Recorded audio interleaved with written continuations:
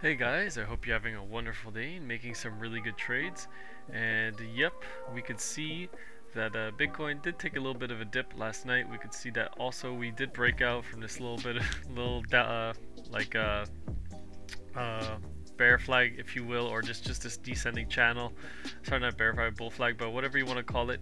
We did break out from once, come back in, and then retested the bottom of the channel here, and then came back up one more time. But we did get rejected at the previous breakout point. Right there, our breakout high, and then we did get rejected from there all the way down to 47,000. Right now we're climbing back above the green's resistance box, which is really nice to see.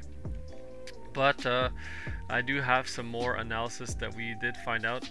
I believe his name is Catfish or something in the Discord, and he did bring this point up that we are in rising wedge right now, and then we have this bearish divergence as the price did make a higher high and the RSI made a lower high.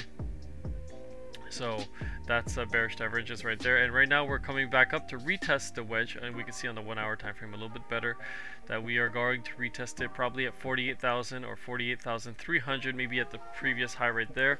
And if we get rejected from there, then I will decide most likely to probably enter a short position. Also, by the way, some big news, BitGet Unified Trading is back online. I did excuse me, burp there, excuse me, but yeah, we did a small test trade to see if it was gonna work. I just did like a 1% trade, and it looks like BitGet is working now. So copy trading is back online for Unified Futures. Going to be trading all sorts of pairs. I can see a lot of people are trading different pairs in the XP trade chat that I created, and it's yeah, people are making pretty remarkable returns on all sorts of crypto coins. So I'll definitely look into that. Seems to be very amusing for me. And yeah, hopefully but we are going to make money all together as a copy trading. Anyways, let's take a look at the weekly time frame as we are. Today is the last day. We are approaching weekly close right now. It's bearish as in like we have the 16, and we can see the momentum waves are rolling over once again. And on the daily time frame, it's bullish, but it's starting to slow down. But we'll see what happens. It's technically more bullish today, but the price action is not showing too much of that. And if we do get rejected from this point, then that would be pretty negative. This is a very similar pattern to what we've seen in the past right here. We're just gonna take a look on the 4 hour and zoom out. We can see that right here. This is where the challenge account really started to flourish in the past. I think we went from like $200 to like $500 in one trade. And yeah, from this point we entered. Let's just zoom in a little bit more here.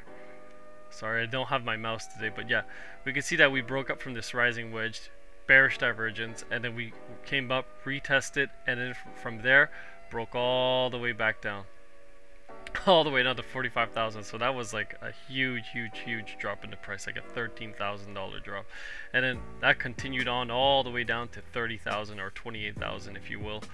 And then we consolidated for a couple months, and then now we've broken out. But we are similarly repeating a scenario like in the video I described yesterday. It's a very similar pattern. And if we do even make a higher high, right, if we do even reach 49,100, that would, I believe, could technically still be in the pattern. Yeah, it could technically come back all the way into 49,100, and then once again, if we do make a higher high there and the RSI does make a lower high, then I would probably enter a short from there, to be honest, because it's not looking that good, to be honest. And on the SPY, we could see that the SPY was selling off late in trading day, near the end of the weekly close. We could see that it was starting to sell off, and then on the 1 hour, on the shorter time frames, you can see that we are breaking below the moving average.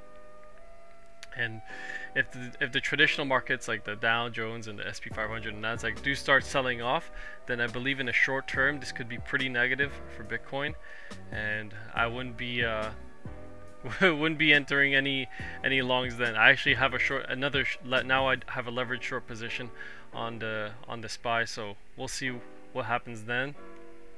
But yeah, right now looks like we could be coming back up in the short term up to 48,800, 48,300, and we could be retesting the wedge there.